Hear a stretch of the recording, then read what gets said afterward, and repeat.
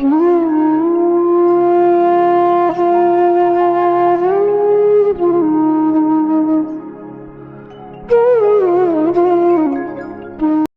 स्तुति का अर्थ समझने का प्रयास करते हैं।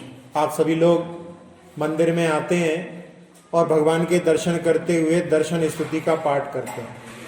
वो दर्शन स्तुति किसने लिखी है?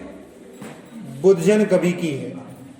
जो बुद्धजन कवि 19वीं शताब्दी के मध्य भाग में जन्मे थे और इस दर्शन स्तुति में जो भाव हैं उनके भावों को हम अच्छी तरह से समझ सकें, इसलिए अपन इस स्तुति के अर्थ को जानने का यहाँ पर प्रयास करते हैं। वैसे तो आप लोगों सभी को याद होगी, लेकिन फिर भी दो दो पंक्तियों को उच्चारण करके बाद में उसके अपन अर्थ की ओर दृष्टि डालेंगे। प्रभु पतित पावन मैं पावन चरण आयो शरण जी, यो विरद आप निहार स्वामी नेट जामन मरण जी। बस इतना ही। क्या कह रहे हैं यहाँ पर? भगवान के लिए कह रहे हैं कि आप पतित पावन हैं। पतित हैं जो संसार में, उनको पवित्र करने वाले। पावन शब्द आता है पवित्र के अर्थ में। तो संसार में सारे जीव कैसे हैं? अपवित्र हैं, पतित हैं। क्योंकि जैसे स्वर्ण पाषाण में जो स्वर्ण रहता है वो कैसी अवस्था में रहता है? अपवित्र अवस्था में रहता है। उसको अग्नि आदि के माध्यम से जो है शुद्ध सोना को निकाला जाता है। ऐसे ही जीव अनादि काल से संसार में निगोद आदि अवस्थाओं में रहा है, तो अपवित्र अवस्था में ही रहा है। तो उस अपवित्र अवस्था से पवित्र अवस्था को पार कराने वाले, प्राप्त कराने वाले कौन है? भगवान है। तो भगवान के लिए यहां पर संज्ञा दी गई है कि प्रभु पतित पावन। आप पतित को, अपवित्र जो अपवित्र है उसको आप पवित्र करने वाले हैं। और मैं आपकी शरण में आया हूं। भगवान की शरण में दर्शन करने के लिए अपन आते हैं तो उस समय में ऐसे भाव से अपने लिए मंदिर में आना चाहिए कि ये साक्षात आदिनाथ भगवान बैठे हैं। क्या सोच करके आना चाहिए? साक्षात आदिनाथ भगवान बैठे हैं, भगवान का समो शरण है। हम भगवान के समो शरण में प्रवेश कर रहे हैं। तो आदिनाथ भगवान की शरण में कि हे भगवान आप की शरण में मैं आया हूं। शरण आयो शरण जी, मैं आपकी शरण में आया हूं। और यो विरद आप निहार स्वामी, आपका विरद, आपकी कीर्ति क्या है कि आप सारे संसार के जीवों को पार करने वाले हैं। जो भी भगवान की शरण लेता है वो भगवान की शरण लेकर के इस संसार समुद्र से पार हो जाता है। और मेटो जामन मरण जी, मेट जामन मरण जी, हमारे जन्म मरण के जो चक्र चल रहा है उसको आप नष्ट कर दो। क्योंकि संसार उसी का नाम है जहां पर बार बार जन्म और बार बार मरण चलता रहता है। अब अपने को इस मृत्यु लोक में अपन उत्पन्न हैं। अपन लोगों को मालूम है कि जीव उत्पन्न होते हैं। कुछ जीव जो है छोटी अवस्था में ही नष्ट को मरण को प्राप्त हो जाते हैं, कुछ बाल्यावस्था में, कुछ अधेड़ अवस्था में, कुछ वृद्धावस्था में, लेकिन सबका मरण होता है। इसलिए इसको मृत्यु लोक कहा जाता है। और स्वर्ग को अमर लोक कहा जाता है।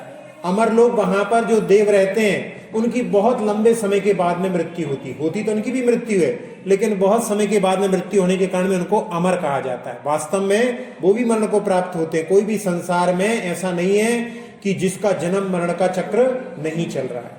तो बार बार हम जन्म लेते हैं, बार बार मरण करते हैं। ऐसा कब तक चलता रहेगा? जब तक हम भगवान की शरण नहीं लेंगे तब तक यही जो है चक्र चलता रहेगा।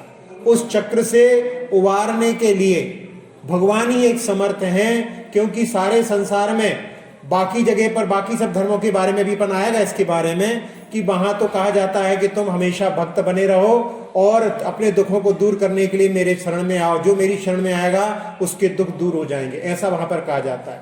लेकिन वास्तव में भगवान बनाने वाला, यानी प्रत्येक आत्मा परमात्मा बन सकती है, ऐसी सामर्थ्य तो जैन दर्शन के अलावा कहीं पर भी व्याख्यायित नहीं है। तो प्रत्येक आत्मा भगवान बन सकती है। और ये जन्म मरण का जो चक्र चल रहा है बार बार जन्म बार बार मरण होता है। कई लोग तो ऐसा मानते हैं कि एक बार हमारा जन्म हुआ है और हमारा मरण हो जाएगा तो हम नष्ट हो जाएंगे। ऐसा नहीं है, आत्मा कभी भी नष्ट नहीं होती। पुनर्जन्म बार बार जो है जीव एक जगह से मर करके दूसरी जगह जाता है, वहां पर वो फिर जो है नई प्रकार से उसका जीवन चालू हो जाता है। आप लोगों ने पुनर्जन्म की घटनाएं सुनी होंगी, पुनर्जन्म भी होता है, कई बार ऐसी घटनाएं आ जाती हैं। एक घटना हम आपको सुनाते हैं। एक लड़की जिसका कि जन्म हुआ और वो हमेशा छोटे से बोलने लगी कि मैं हुक्की की हूं। हुक्की की हूं यानी लोग समझ गए कि उसके पिताजी जो हुक्का पीते थे उनका नाम हुकुमचंद नहीं था, लेकिन वो कहती थी मैं हुक्की की हूं, तो लोगों ने समझा कि इनके पापा हुक्का पीते हैं इसलिए इसको ये हुक्की की बोल रही है। वास्तव में वो बोलती थी कि मैं हुकुमचंद की पुत्री हूं। और जब वो 8-9 साल की हो गई और एक बार क्या हुआ कि एक छोटी लड़की, उससे 1 साल छोटी लड़की वहां पर आई और वो रोने लगी। तो इसको जो है उससे ये जो मतलब छोटी थी उससे जो बड़ी लड़की आई उसको देख करके उसने कहा कि तुम रो नहीं, हम तुम्हारी मां हैं। तो वो एकदम और जो है रोने लगी क्योंकि उसकी मां मरण को प्राप्त हो गई थी। और फिर बाद में जाकर के पता पड़ा कि उसका विवाह हुआ था एक जगह पर, डिलीवरी के समय में वो मां मरण को प्राप्त हो गई, बच्ची बच गई। और जहां पर उसका जन्म हुआ था घर के पास में ही दूसरे घर में उसका जन्म हुआ था, और जिस घर में जन्म पहले हुआ था वो हुकुमचंद की लड़की कहलाती थी। अब दूसरे के घर में उत्पन्न हुई है और वहां पर ले जाकर के सब लोगों ने देखा तो वहां पर उसने बता दिया कि ये तो ये है सब बता दिया। और साथ में कहने लगी ये अलवारी नहीं थी पहले। तब उनके वहां पर जो संबंधी थे उन्होंने बताया कि ये तुम्हारे जाने के बाद में हमने अलवारी खरीदी। ऐसे कुछ उदाहरणों के माध्यम से अपन समझ सकते हैं कि जीव का जब मरण होता है तो मरने के बाद में ऐसा नहीं है कि पूरी तरह से नष्ट हो जाता है, वो अगली जगह पर जाता है। जैन दर्शन में तो अपने यहाँ पर पुनर्जन्म को जैसे पार्श्वनाथ भगवान के 10 भवों का वर्णन आता है, शांतिनाथ भगवान के 12 भवों का वर्णन आता है, आदिनाथ भगवान के भी 10 भवों का वर्णन आता है। तो जैन दर्शन में तो इसका वर्णन बहुत जगह पर है, लेकिन वास्तव में जीव कभी भी जो है मरण को प्राप्त नहीं होता, बस वो एक जगह से दूसरी जगह चला जाता है। तो हम लोग क्या करते हैं, किराए की कोठी में रहते हैं। ये शरीर क्या है, किराए की कोठी है। और किराए की कोठी में जब तक किराया दे रहे हैं तब तक हैं, अपना आयु कर्म का जब तक किराया है तब तक अपन इसमें हैं। जैसे ही वो खत्म हो जाता है अपने को दूसरी जगह जाना पड़ता है। तो इस प्रकार से कब तक किराए की कोठियां बदलते रहेंगे, होता है कि नहीं होता है। जैसे आप लोगों के यहाँ पे बहुत सारे लोग रहते हैं, किराए के मकानों में रहते हैं, तो बार बार भैया खाली करो, हमको खाली करो, दूसरी जगह जाओ। तो ऐसे करते करते वो परेशान हो जाते हैं। तो लोग कहते हैं भैया कब तक किराए के मकान में रहते रहोगे, अपना मकान ले। तो वो अपना मकान ले लेते हैं। तो लौकिक में भी इसको अच्छा नहीं माना जाता है। ऐसे ही यहां पर हमारा जन्म मरण का जो सिलसिला चल रहा है वो कैसे नष्ट होगा, तो भगवान ने उसको नष्ट करने का उपाय बताया है कि रत्नत्रय, सम्यक दर्शन, सम्यक ज्ञान, सम्यक चारित्र के माध्यम से उस जन्म मरण के सिलसिले को अपन नष्ट कर सकते हैं। तो यहाँ पर उसी भावों को लेकर के भगवान के शरण में जब आते हैं तो वहां पर इन पंक्तियों के माध्यम से हम भगवान की शरण को प्राप्त करते हैं और कहते हैं कि आपकी कीर्ति है भगवान, आपका बिरध है कि आप हमारे अपने कीर्ति को निहारते हुए हमारे जन्म मरण को नष्ट कीजिए। इसके बाद में अगली पंक्ति पढ़ते हैं अपन, तुम ना पिछान्य आन मान्य देव विविध प्रकार जी, या बुद्धि सेति निज न जान्यो भ्रम गिण्यो हितकार जी। आज तक संसार में क्या किया है, तुम ना पिछान्य, हमने आज तक आपकी पहचान नहीं की, अन्य को मानते रहे। संसार में बहुत प्रकार के देव हैं, देव विविध प्रकार की। यहाँ तो कई कई जगह तो ऐसे जो हैं जिनका कोई भी अस्तित्व नहीं है वो भी देव बन जाते हैं। एक जगह पर जहां पर एक व्यक्ति का जो कुत्ता बहुत प्रिय था वो मरण को प्राप्त हो गया, उसने एक मंदिर जैसा आकार दे दिया, उसमें कुत्ते की मूर्ति बिठाल दी और लोग उसकी ही जो है आराधना करने लगे, कहने लगे यहाँ पर जाने पर भी हमारा काम हो जाता है। तो संसार में विविध प्रकार के देव हैं, तो ऐसे बहुत प्रकार के देव हैं और उन्हीं में हम भ्रमण करते रहे, उन्हीं को अपना मानते रहे। तो यानी हमने आपको नहीं पहचाना, हम सबको सारे संसार में परिभ्रमण करते करते और सबको ही अपना मानते रहे, लेकिन उसमें कहीं पर भी हमारा संसार से मुक्ति का मार्ग हमारे लिए प्राप्त नहीं हो पाया। और इस बुद्धि से या बुद्धि सेति, इस प्रकार की कि भगवान का स्वरूप क्या, भगवान के स्वरूप को अपन देखें तो भगवान का स्वरूप क्या होता है, जो वीतराग हो, यानी समस्त दोषों से रहित हो, वो भगवान होते हैं। फिर इसके बाद में सर्वज्ञ हो, सर्वज्ञ कौन, यानी जो सब कुछ जानते हो, वो सर्वज्ञ कहलाते हैं। और इसके बाद में तीसरा क्या है, हितोपदेशी, ये 3 लक्षण जिसमें हो वो ही भगवान कहलाते हैं। तो ये अपन देखें संसार में कैसे कैसे भगवान कहलाते हैं। जो सुंदर सुंदर आभूषण और वस्त्र पहने हुए हैं वो भी भगवान कहलाते हैं। सुंदर आभूषण और वस्त्र कौन पहनता है, जिसको अपने आप को सजाने की इच्छा होती है। जो कुरूप होता है वो ही अपने आप को सजाने की इच्छा रखता है। अस्त्र शस्त्र कौन रखता है, अस्त्र शस्त्र वो रखते हैं जिनको किसी से भय रहता है, शत्रुओं से जो भयभीत होते हैं वो ही अस्त्र शस्त्र रखते हैं। तो इस प्रकार से पत्नी को साथ में कौन रखता है, जिसको पत्नी से ज्यादा मोह होता है। आप लोग तो भी अपनी पत्नी को छोड़ करके यहाँ पर बैठे हुए हैं, वो तो अपने साथ में ही रख करके बैठे हैं, तो आपसे भी ज्यादा मोही हो गए। तो अपने से ज्यादा कोई रागी है, उसको आप नमस्कार करके उससे क्या प्राप्त करोगे। आप अभय होना चाहते हो, जो स्वयं भयभीत है उसकी शरण में जाओगे तो आपको वहां पर कोई वो अभय प्राप्त नहीं होगा। और ऐसा भी होता है कि वहां पर भगवान जो है रोगी भी होते हैं। वहां पर बताते हैं, कहते हैं कि अभी जो है वहां पर भगवान, कहीं रथ यात्रा हुई है, अभी वहां पर भगवान बीमार हो गए हैं, कुछ दिनों तक मौसी के यहाँ काढ़ा पिएंगे, उसके बाद में फिर पुनः रथ यात्रा लौट करके आई। कहते हैं हमारे भगवान को डायबिटीज है, इसलिए भगवान को जामुन ज्यादा पसंद है। तो ऐसे जो है भगवान का रोग का यदि रोग हो रहे हैं, रोग तो हम सब लोगों को होते हैं, भगवान में भी यदि रोग हो गए तो हम में और भगवान में क्या अंतर। कोई कहते हैं कि वो सोते हैं, तो हमें क्या, हम दिन भर थक जाते हैं तो हमें सोने की आवश्यकता पड़ती है, लेकिन भगवान भी यदि सो जाएंगे तो फिर कौन हम लोगों के लिए रास्ता दिखाएगा। एक बार एक जगह पर, अन्य जगह पर कुछ फॉरेन के लोग आए, विदेश के लोग घूमने के लिए आए, और जब वो वहां पर गए तो उन्होंने वहां पर कहा कि अभी जो है 12 बज गए हैं, अभी भगवान का सोने का समय है, अभी आप भगवान के दर्शन नहीं कर सकते। तो उस समय में एक फॉरेन की जो लेडी थी वो कहने लगी, डज गॉड ऑल्सो स्लीप। मैंने उसको आश्चर्य हुआ कि भगवान भी सोता है, यानी भगवान का स्वरूप उनके यहां भी ऐसा माना गया है कि भगवान तो हमेशा जागृत रहते हैं। जो अनंत शक्ति के शाली हैं उनके लिए सोने की आवश्यकता क्या, हम लोग कमजोर लोग हैं, हम लोगों को सोने के लिए सोते नहीं है तो हमारे लिए एनर्जी प्राप्त नहीं होती है। तो उसमें उनके लिए यदि अपन ऐसा बताएंगे, फिर ऐसा भी बताया जाता है कि अभी भगवान को अभी शीतकाल पड़ रहा है तो ठंड लगती है, तो उनको जो है हीटर लगाते हैं, ऊनी वस्त्र पहनाते हैं, उनके लिए तिल आदि का भोग चढ़ाते हैं। फिर कहते हैं जब गर्मी लगती है तो भगवान के लिए कूलर चलाते हैं। तो इस प्रकार से भगवान का स्वरूप नहीं, ये तो साधारण मनुष्य की बात हो गई। एक जगह पे ऐसे ही हुआ, एक पुजारी था, रात्रि में उठा 2-3 बजे, उसको ऐसा लगा बहुत गर्मी लग रही है, तो हमको गर्मी लग रही तो भगवान को भी गर्मी लग रही होगी, क्योंकि भगवान का स्वरूप ऐसे ही माना है। तो उसने जो है सारे द्वार खोल दिए मंदिर के, और उसको जंगल की इच्छा हुई, वो जंगल की तरफ चला गया, लौट करके आया, तब तक मंदिर में चोरी हो गई। जब भगवान का ऐसा स्वरूप मानेंगे तो इसी प्रकार की घटनाएं घटित होंगी। तो यहां पर कहा कि भगवान इस संसार में कई प्रकार के देव हैं और उनके स्वरूप को मैंने आपको नहीं पहचाना और उन्हीं को अब भगवान मानता रहा। वास्तव में सही भगवान तो जो वीतरागी होते हैं, सर्वज्ञ होते हैं, हितोपदेशी होते हैं, वही हमारे भगवान होते हैं। तो ऐसी दृष्टि रख करके हमने, और ये जो है या बुद्धि से थी, इस मिथ्यात्व के कारण में मैंने अपने आप को नहीं पहचाना। क्योंकि अपने आप की पहचान कब हो सकती है, जब हम अपनी ओर देखें।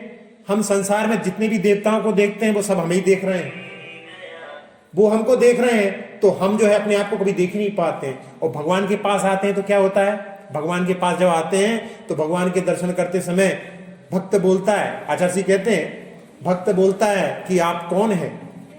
तो यहां पर गुंबद रहती है तो आवाज गूंजती है, कहीं कहीं पे एको पॉइंट होते हैं, एको पॉइंट में जहां पर आवाज गूंजती है तो प्रतिध्वनि होती है, तो वहां पर कहते हैं आप कौन है, तो वहां से भी आवाज आती है आप कौन है। फिर वहां पर जो आया है वो सोचता है कि आपकी मुद्रा देख करके तो आप भगवान जैसे लग रहे हैं, तो वो कहता है आप भगवान हैं, तो वहां से भी प्रतिध्वनि आती है आप भगवान हैं। भगवान का स्वरूप देखो, क्या स्वरूप है कि वो नासा दृष्टि, भी आएगा इसमें पंक्ति, कि वो अपनी नासा दृष्टि, किसी को नहीं देख रहे हैं, अपने अंदर झांक रहे हैं। तो उपदेश दे रहे हैं कि तुम भी अपने अंदर झांको, तुम्हें अपनी आत्मा का भान होगा, तुम क्या हो उसका तुम्हें ज्ञान होगा। तो इसीलिए कहा है यहां पर कि हे भगवान, मैंने या बुद्धि सेती निज ना जान्यो, इसके कारण मैं पर को ही ढूंढता रहा, पर में ही देखता रहा, अपने आप को कभी नहीं देखा, निज ना जान्यो।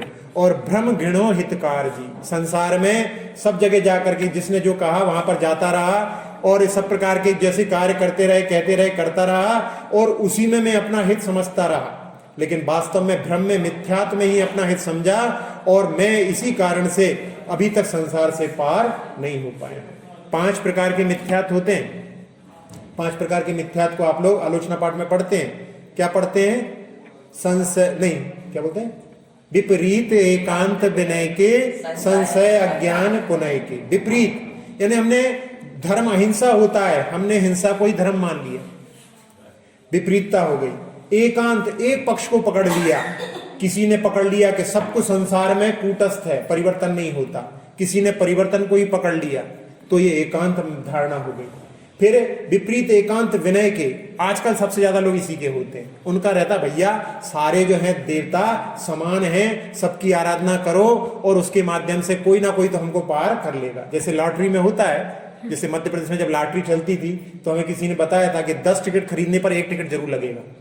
तो ऐसे ही अपन सोचते हैं कि सब जगह जाओ, एक जगह तो अपना काम हो जाएगा। तो ये विनय, सबको अपन भगवान मान लेते हैं, सबको एक तराजू में तोल देते हैं। कई लोग तो रहता है जिनके घरों में भी लगा रखते हैं फोटो, वहीं पर जो है बीतराग प्रभु का और वहीं पर जो है रागी प्रभु का, रागी का भी मानते हैं। सबको एक साथ एक तराजू में तोल करके रखते हैं।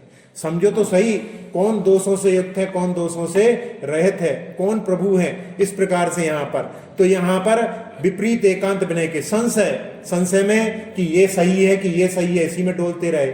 और एक अज्ञान, ये वाले भी बहुत होते हैं, हमें तो कोई धर्म से मतलब नहीं, हम तो नास्तिक हैं, ऐसे भी लोग बहुत सारे हो गए। तो ऐसे जो है इन मिथ्यात्व के माध्यम से हम इसी में अपना भ्रम में ही अपना हित गिनते रहे और अनंत संसार में परिभ्रमण करते रहे, आज तक मुक्ति को प्राप्त नहीं किया।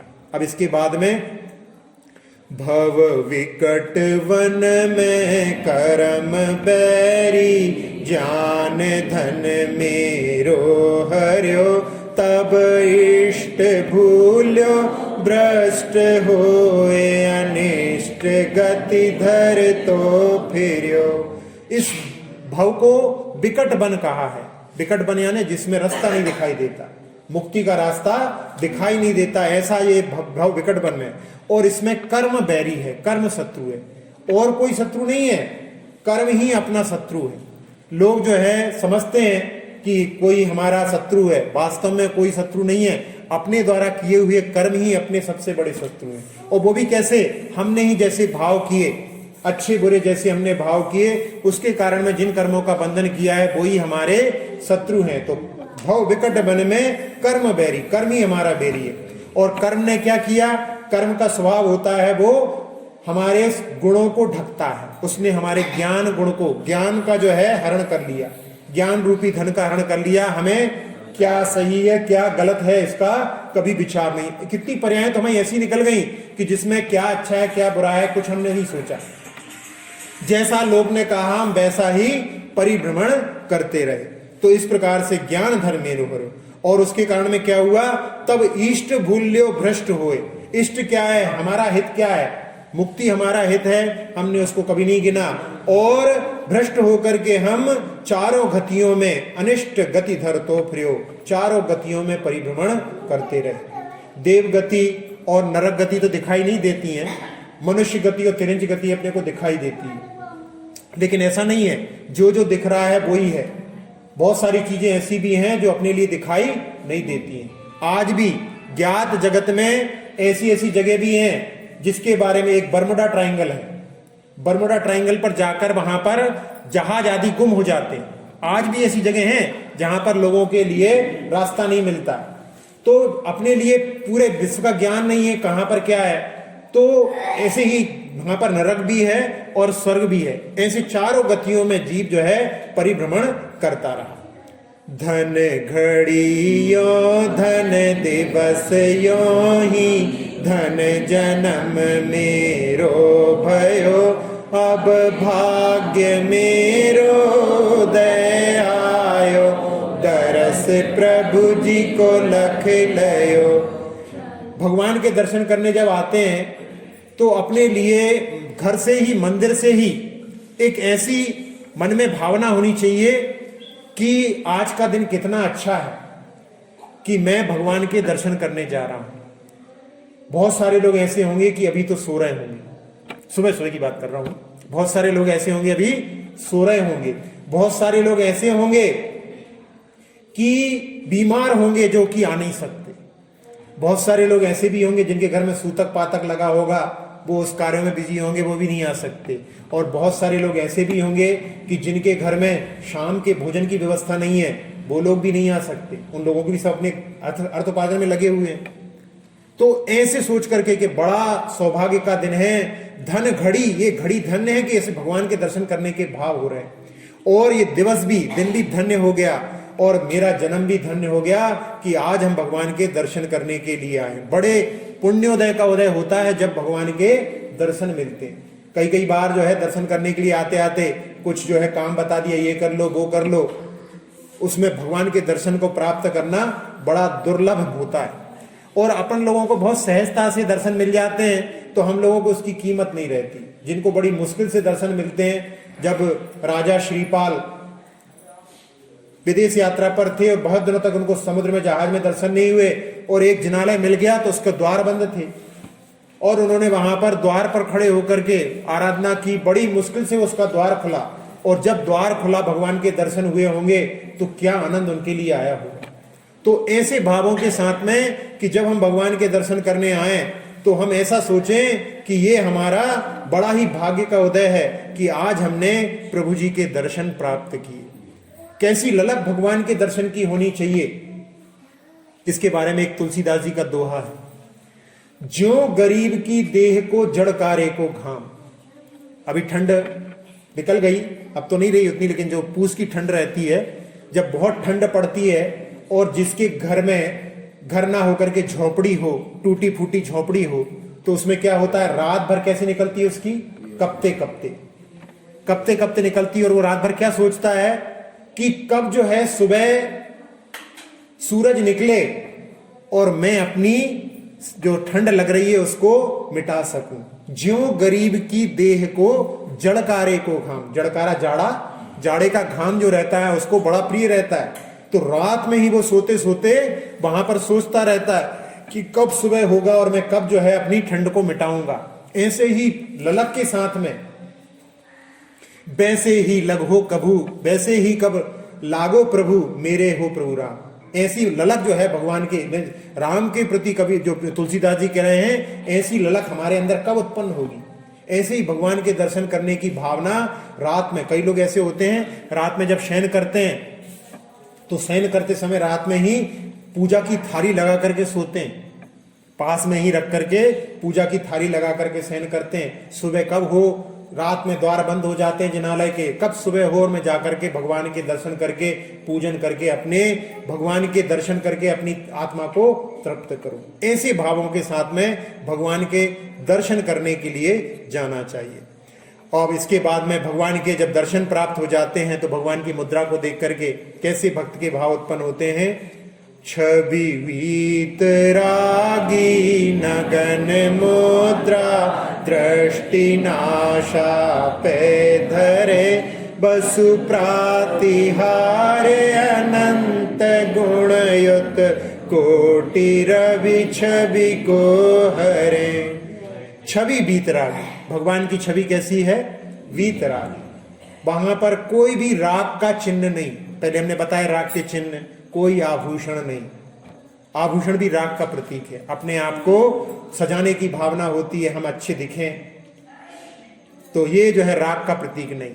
और साथ ही साथ में कोई स्त्री आदि भी नहीं है, स्त्री भी राग का प्रतीक है। तो भगवान वीतरागी है, सारे 18 दोषों से रहित है। और उनकी नग्न मुद्रा कैसी है, दृष्टि नासा पे धरे। अभी बताया था हमने, भगवान की दृष्टि नासा के ऊपर है।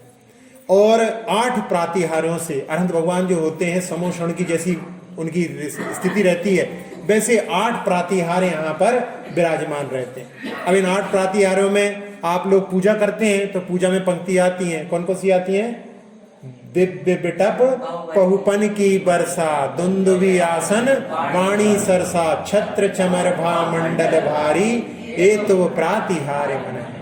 ऐसे 8 प्रातिहार्यों से जहां भगवान विराजमान होते हैं उनके पीछे एक वृक्ष होता है, उसको अशोक वृक्ष कहते हैं। अशोक वृक्ष क्यों कहते हैं? क्योंकि वो वृक्ष भी भगवान की सामीप्य, जिसके नीचे भगवान ने केवल ज्ञान प्राप्त किया, वो वृक्ष भी जो है पवित्र हो जाता है। क्योंकि जहां पवित्र आत्माएं विराजमान होती है उनकी संगति से आसपास के लोग भी पवित्र हो जाते हैं, तो वो वृक्ष भी अपने शोक से रहित हो जाता है, इसलिए वो अशोक वृक्ष कहलाता है। दिव्य बिटप पहुपन की वर्षा, समोशरण में पुष्पों की वृष्टि देवों के द्वारा होती है, और वहां पर जितने भी जीव होते हैं वो वहां पर भगवान के हाथ जोड़ करके बैठे रहते हैं, जिनके हाथ जोड़ने की सामर्थ्य होती है। क्योंकि नाग आदि रहेंगे तो वो हाथ कैसे जोड़ेंगे, उनके हाथ ही नहीं होते हैं। तो जिन जीवों के हाथ होते हैं वो सब हाथ जोड़ करके बैठे रहते हैं, और हाथ जोड़ करके बैठे रहते हैं, ऊपर से पुष्प गिर रहे हैं तो सबके हाथों में पुष्प भर जाते हैं। तो पुष्पांजलि यानी अंजलि उनकी पुष्पों से भर जाती है, पुष्पांजलि। भूतकाल के एक तीर्थंकर का नाम भी है पुष्पांजलि, वो सार्थक नाम हो जाता है। फिर इसके बाद दिव्य बिटप पहुपन की वर्षा, दुंदुभी, वहां पर नगाड़े बजते हैं, और उन नगाड़े में ऐसा लगता है, कई महाराजों ने ऐसी उसमें कल्पना की है कि ऐसा लगता है कि भगवान ने मोह पर विजय प्राप्त की है, उसका प्रतीक ये नगाड़े बज रहे हैं। और सारे प्राणी अपने अपने कार्यों को छोड़ करके भगवान की आकर के सेवा करके अपना कल्याण करना चाहते हो तो इनकी सेवा में उपलब्ध हो जाओ। तो ये दिव्य बिटप पहुपन की वर्षा, दुंदुभी आसन, सिंहासन, जिस आसन पर भगवान विराजमान होते हैं, वास्तव में भगवान आसन को छूते भी नहीं है, आसन से 4 अंगुल ऊपर रहते हैं, और उसके नीचे सिंहों जैसी आकृति बनी रहती है। तो आचार्य गुणभद्र महाराज कहते हैं कि सिंह ने अपने जीवन में बहुत पाप किए हैं, और उन पापों से निवृत्ति के लिए ही मानो भगवान की शरण में वहां पर उपलब्ध हो गया। छत्र, भगवान के ऊपर 3 छत्र रहते हैं। 3 छत्र कैसे होते हैं? सबसे ऊपर छोटा, सबसे ऊपर छोटा। कैसे रहते हैं? छोटा फिर बड़ा फिर बड़ा, ऐसा। कई जगह उल्टे भी लग जाते हैं, लेकिन ऐसा नहीं, जो सही तरीका है वो ऐसा। कैसे होते हैं? अपने शरीर का एक अंग है, अपने शरीर का एक अंग है, उसके जैसे होना चाहिए। कौन सा अंग है? छत्र कैसे होना चाहिए? अपने शरीर का एक अंग है। अपनी नाक, नासिकोत्तारिका है, नाक है ना, यूं नीचे फैलती जाती है, ऐसे ही वो छत्र फैलते जाते हैं। तो 3 छत्र किसके प्रतीक हैं? 3 लोक के नाथ के प्रतीक 3 छत्र होते हैं। चंवर, भगवान की ओर चंवर ढोरे जाते हैं। आप लोग जब कभी विधान आदि होता है, रथ यात्रा होती है, तो चंवर कई लोग नृत्य करते करते चाय जैसे घुमाने लगते हैं, लेकिन ऐसा नहीं। चंवर को ढोरने का भी तरीका आचार्य कुमुद चंद्र महाराज ने कल्याण मंदिर स्तोत्र में बताया है। स्वामिन सुदूर मबनम्य समुत्पतंतो, पहले उनको चंवर को नीचे ले जाना चाहिए, फिर ऊपर उठाना चाहिए। चंवर ढोरने का तरीका उन्होंने बताया है, और उसमें ये बताया है कि जो भगवान के चरणों में नमन करता है वो आगे चल करके स्वर्ग और मुक्ति को प्राप्त करता है। चंवर भामंडल, भगवान का आभा मंडल। वैसे तो आभा मंडल अपन लोग पीछे कोई चांदी का लगा देता है, कोई स्फटिक मणि का लगा देता है, वास्तव में तो उनकी शरीर की जो आभा रहती है वो आभा मंडल कहलाता है। और उस आभा मंडल का ऐसा प्रतीक रहता है कि उसमें 7 भव दिखाई दे जाते हैं, और भगवान के समीप में जो जाते हैं उनके मन भी पवित्र हो जाते हैं। यहाँ पर भगवान की प्रतिमाएं भी रहती हैं, उनका भी प्रभाव रहता है। ये सब देखा गया है कि पहले व्यक्ति के फोटो खींची गई, एक क्रेयॉन फोटोग्राफी के माध्यम से फोटो खींची गई, उसका आभा मंडल देखा, और उसने 3 परिक्रमाएं की। 3 परिक्रमा के बाद फोटो खींची तो आभा मंडल दुगना हो गया। तो भगवान की समीपता का ऐसा प्रभाव रहता है। इसलिए अपने लिए प्रतिदिन जो है भगवान के दर्शन पूजन में, पूजन करने वालों का और आभा मंडल बढ़ेगा, क्योंकि ज्यादा देर तक भगवान के समीप रहते हैं। तो ऐसे छत्र चमर भामंडल हारी, ये तो प्रातिहार मनहारी, ऐसे 8 प्रातिहारों से और अनंत गुण युक्त भगवान कैसे होते हैं? अनंत गुणों से युक्त होते हैं, क्योंकि कर्मों का नष्ट कर दिया उन्होंने, सारे कर्मों को नष्ट कर दिया है। समझाने के लिए अपने 8 कर्म बताएं, वास्तव में तो उनकी प्रकृति इतनी होती है। ऐसे सभी कर्मों को नष्ट करके जिन्होंने अनंत गुणों को प्रकट किया है, और कैसे हैं? कोटि रवि छवि को हरे। कोटि रवि यानी जो हजारों करोड़ों जो सूर्य की जो आभा है उसको भी हरण करने वाली उनकी आभा होती है समोषण में, ऐसे भगवान होते हैं। अभी हमने बताया कि बीतराग प्रभु की मुद्रा को देख करके जिसने कभी भगवान के दर्शन नहीं किए उसके लिए भी उसमें भगवान के दर्शन हो जाते हैं। एक फैमिली, एक पति पत्नी शादी होने के बाद में पति पत्नी बनने के बाद में वो लोग एक क्षेत्र में गुजरात में गए, श्वेतांबरों का सबसे बड़ा तीर्थ क्षेत्र है, कौन सा है किसी को नाम मालूम? श्वेतांबरों का सबसे बड़ा क्षेत्र जिसको बोलते हैं शत्रुंजय गिरी, पालीताना, वहां पर हजारों मंदिर हैं उनके, और बीच में केवल एक मंदिर अपना दिगंबरों का है। 999 नहीं, हजारों मंदिर हैं, एक मंदिर केवल बीच में अपना है। तो उस मंदिर में वो जो बंगाली फैमिली घूमते घूमते घूमते वहां पर पहुंची, और उस समय में उसकी जो पत्नी थी उसने देख करके कहा भगवान को, ये तो भगवान जैसे दिख रहे हैं। तो वहां पर बड़े पंडित जी जगन मोहन लाल जी वहां पर पूजा कर रहे थे, उनने सुना ये भगवान जैसे दिख रहे हैं, कोई जैन तो नहीं बोलेगा भगवान को देख करके कहे भगवान जैसे दिख रहे हैं। तो उन्होंने अपनी पूजा को जहां रोक सकते थे वहां पर रोक करके उनसे जाकर के पूछा। पहले तो वो घबराए कि कोई पंडा है, धोती दुपट्टा में पैसे मांगने आया होगा, और बाद में जब उनसे पूछा कि आप ऐसा क्यों बोल रहे थे, हमें पैसे नहीं चाहिए, तो उस समय में वो पत्नी मुस्कुराने लगी और कहने लगी अभी हम और मंदिर में घूम करके आए हैं, वहां पर आभूषण भी हैं, हार भी पहने हुए हैं, तो वो हमें राजा जैसे दिखते थे, भगवान तो हमको बीतराग प्रभु ही दिखते। तो जिसने कभी भगवान के दर्शन नहीं किए उनको भी बीतराग प्रभु में भगवत्ता के दर्शन हो जाते हैं। गोमटेश्वर बाहुबली वाहन की प्रतिमा, वहां पर जमशेद जी टाटा जब वहां पर गए तो लोगों ने कहा कहा जा रहा है नंगी प्रतिमा को देखने के लिए, उन्होंने बहुत सुन रखा था, बहुत सुंदर प्रतिमा है। वो लोग मूर्ति को नहीं मानते, पारसी लोग, लेकिन जब वो वहां पर गए तो उनका सिर झुक गया। उन्होंने कहा कि इतनी वैराग्य से भरी हुई प्रतिमा आज तक मैंने दर्शन नहीं किए, आज तक मैं पहली बार ही देख रहा हूं, और उनका जो है सिर वहां पर अपने आप झुक गया। तो ऐसी जो है बीतराग प्रभु की मुद्रा का प्रभाव होता है।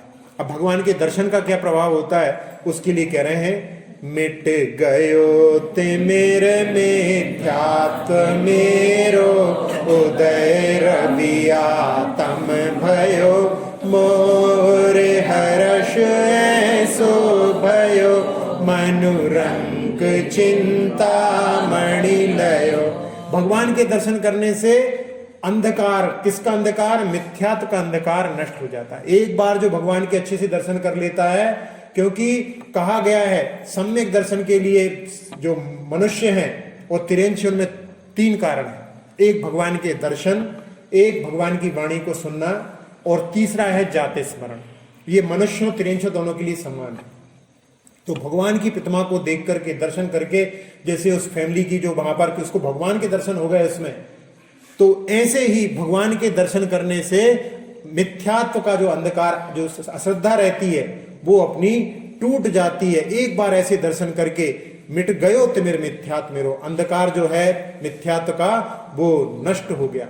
उदय रवि आत्म भयो, आत्मा भी इस शरीर के अंदर विद्यमान है। आज तक मैं शरीर को ही आत्मा मानता रहा, इस शरीर के ही पोषण में लगा रहा, इस शरीर को ही सब कुछ मानता रहा, इस शरीर से भिन्न मैं कुछ हूं।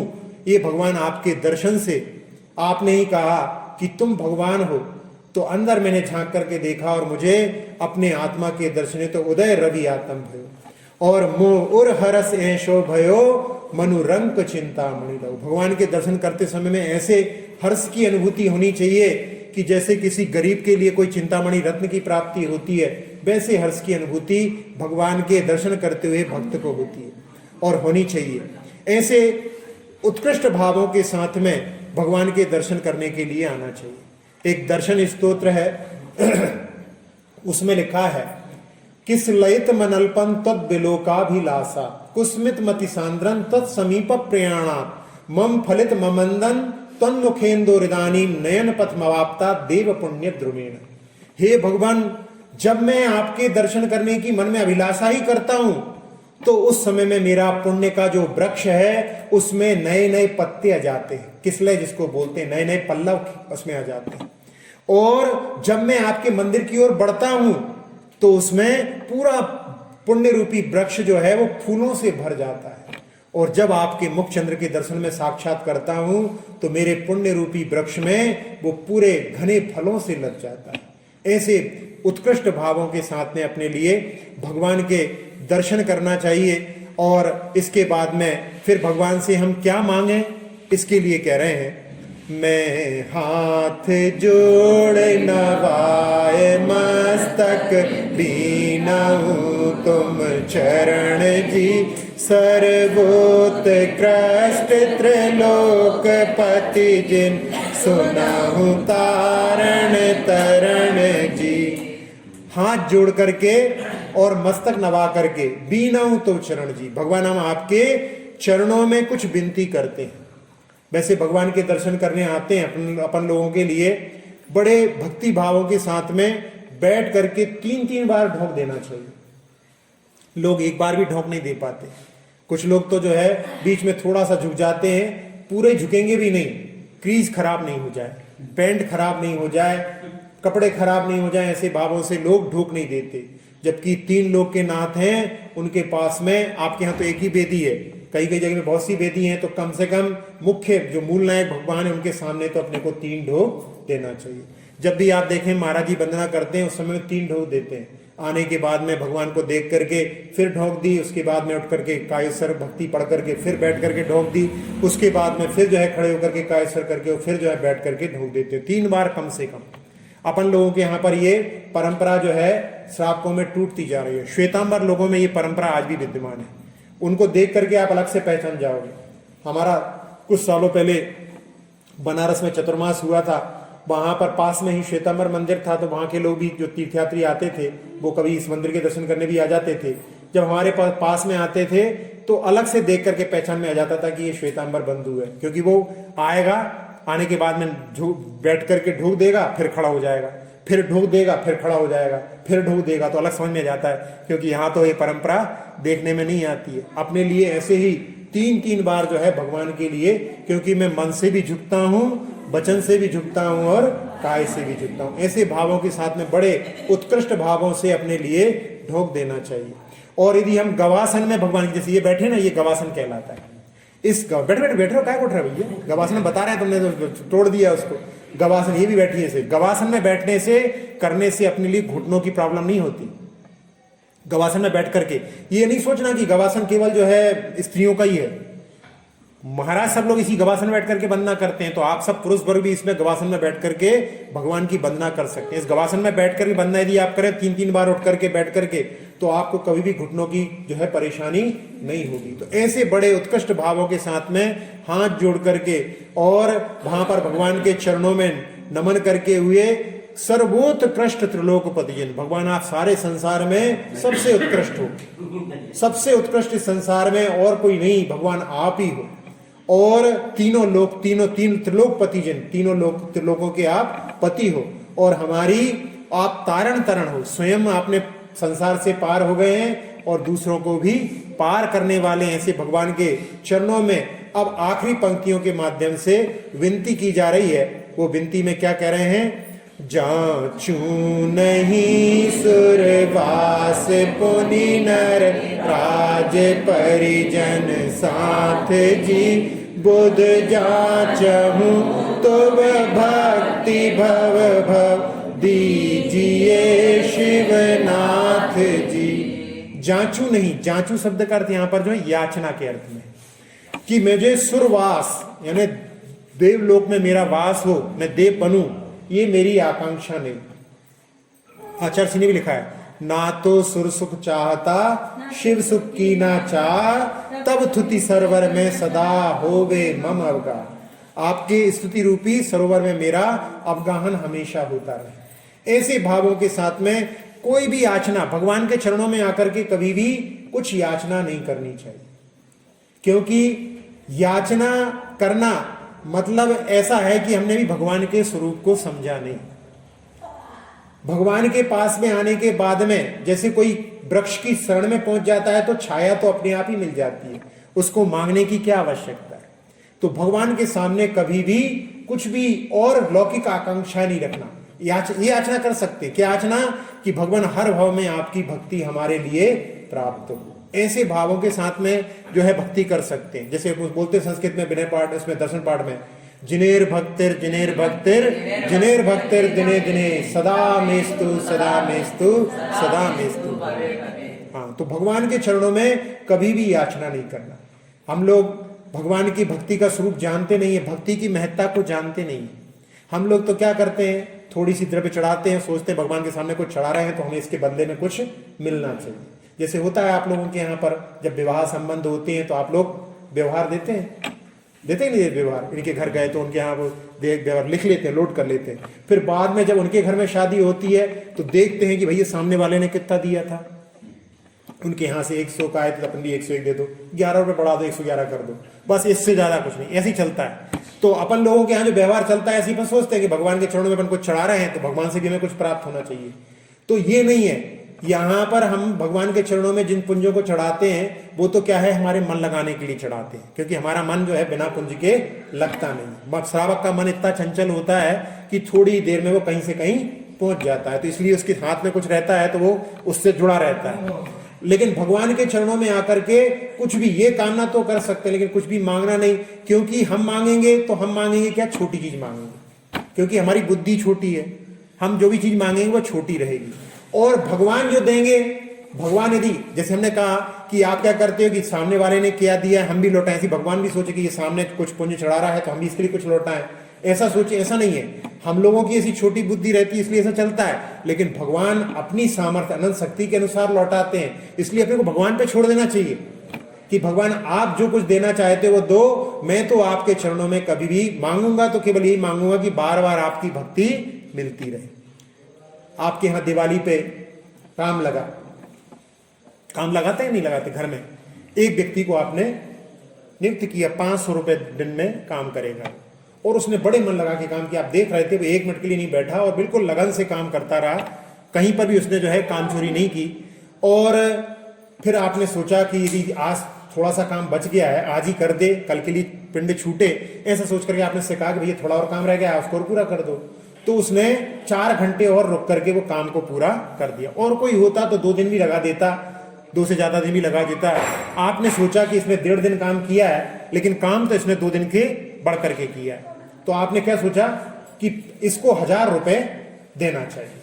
अब 1000 रुपए देना है तो आपने सोचा कि अपन इससे तो पूछ लें कि इसके मन में क्या भाव है। तो हमने उससे पूछा कि भैया तुम्हें कितने दे दें। अब वो सोचता है कि 500 ये हो गए, 4 घंटे हम और रुके हैं तो 750 हो गए, और सोच लो रात में काम किया है तो 100 रुपए और, तो 850 रुपए उसने सोचा और कहा 850 रुपए दे दो। तो आपने क्या किया, खुशी खुशी इसको 850 दे दिए। यदि वो नहीं मांगता तो क्या था, नहीं मांगता तो उसको 1000 रुपए पक्के मिलने वाले थे। बस यही भगवान की भक्ति में यदि हम कुछ मांग लेते हैं, वो छोटी चीज रहती है, वो हमको प्राप्त हो जाती है, मिल जाती है, लेकिन उससे बड़ी चीज जो हमको मिलने वाली थी उससे हम चूक जाते हैं। इसलिए हम भगवान की भक्ति करते समय कभी भी कुछ लौकिक आकांक्षाएं मन में ना रखें। भगवान की भक्ति कैसी हो, भगवान की भक्ति तो ऐसी हो कि वहां पर हमारे मन में कुछ भी उनके प्रति जो है मांगने के भाव ना रहे। समोशरण जो होता है उसमें 12 सभाएं होती हैं। 12 सभाएं जानते हैं आप लोग? 12 सभाएं कौन कौन सी होती है, किसी को मालूम है? समोशरण में 12 सभाएं होती हैं।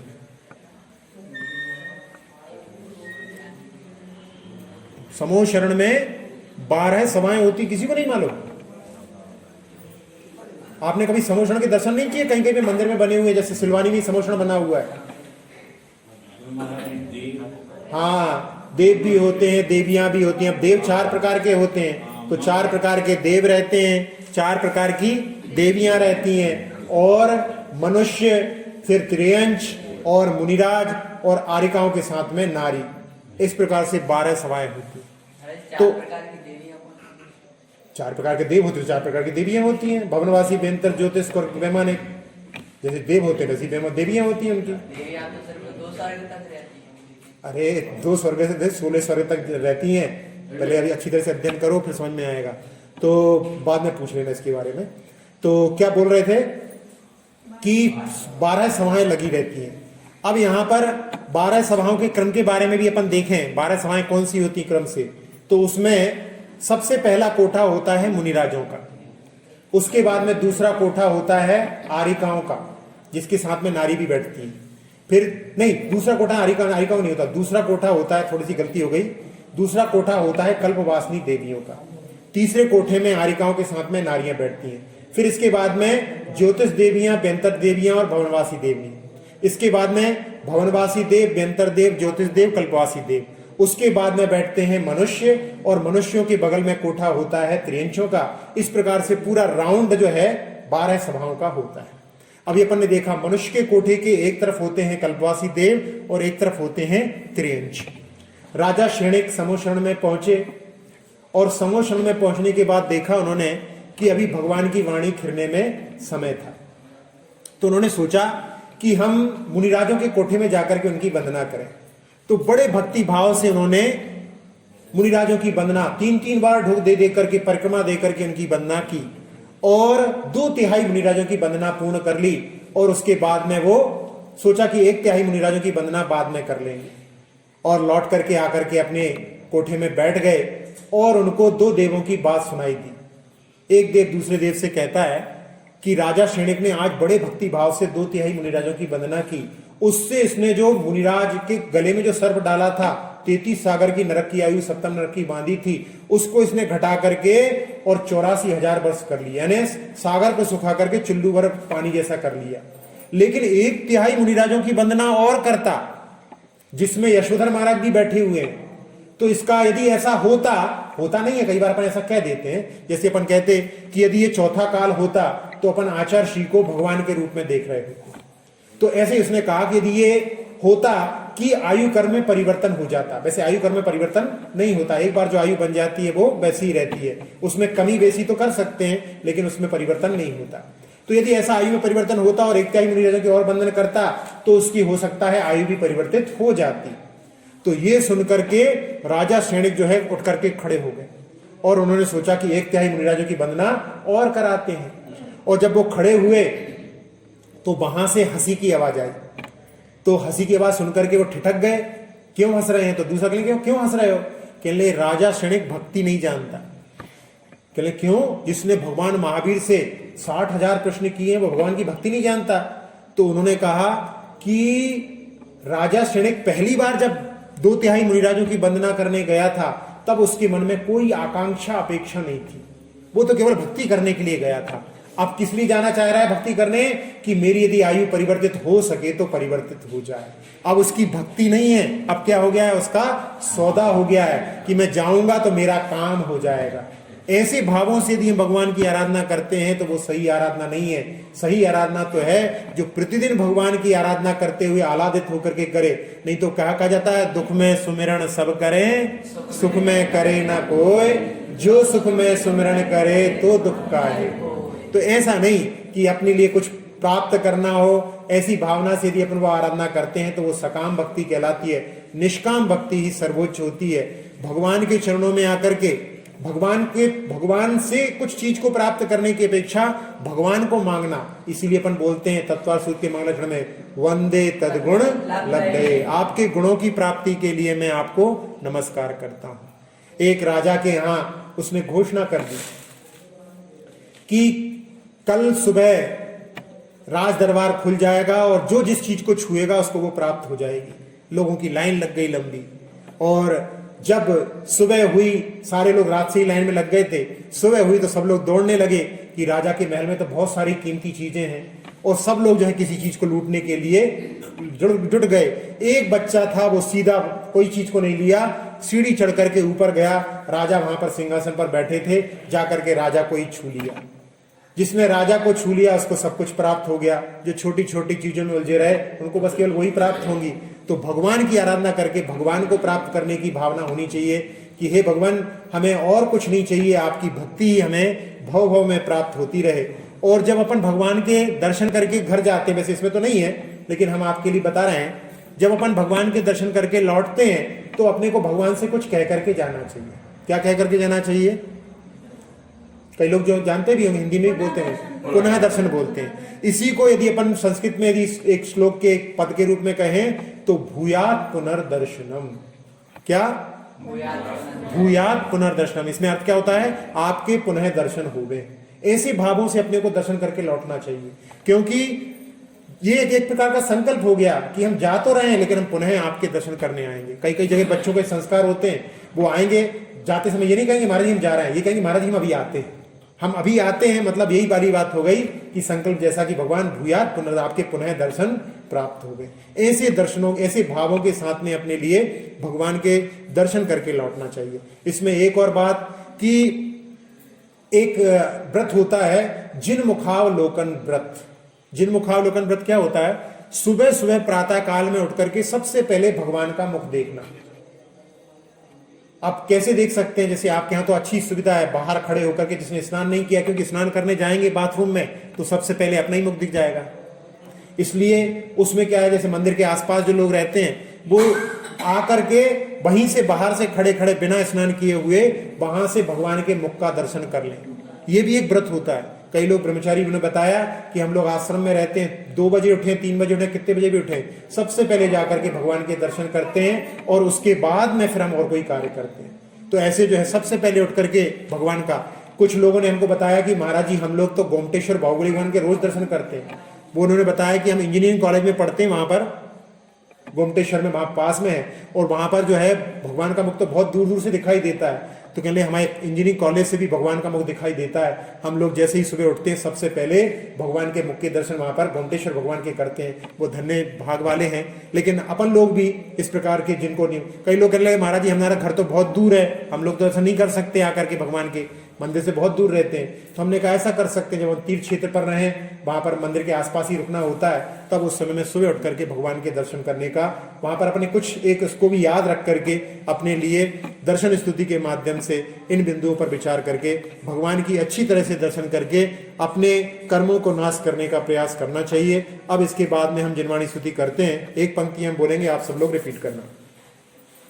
अक्षर पद मात्रा से दूषित, अक्षर पद मात्रा से दूषित, वचन अगर ममहीन रहे, वचन अगर ममहीन रहे, और प्रमाद कषाय के वश में, और प्रमाद कषाय के वश में, सम्यक अर्थ विलीन किए, सम्यक अर्थ विलीन किए, जिन वाणी माता मेरी उन, जिन वाणी माता मेरी उन, सब त्रुटियों को क्षमा करे, सब त्रुटियों को क्षमा करे, आशीष शीघ्र हम सबको, आशीष शीघ्र हम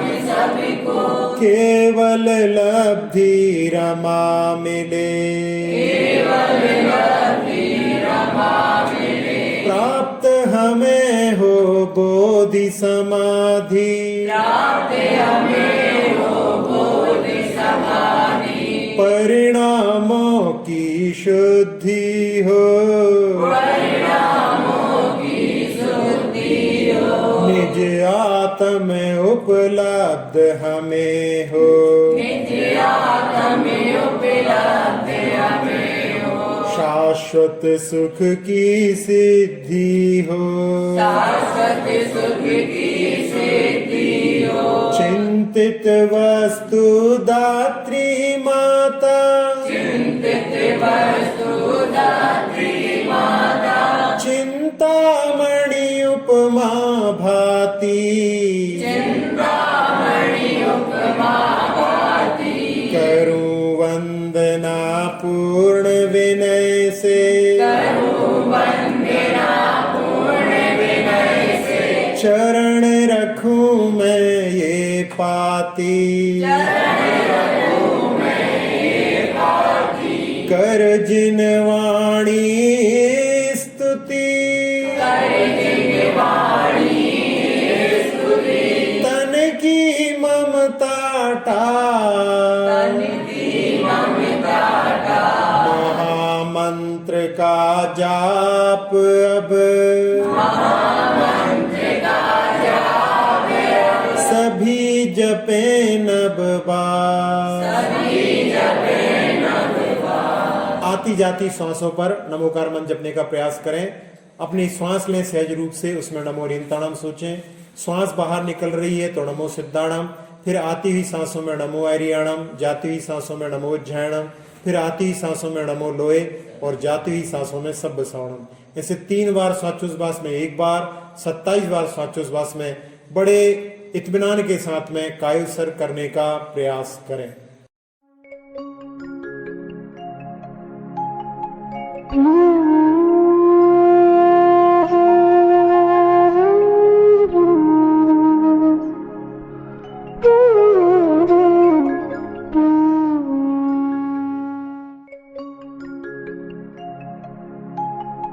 Mm-hmm.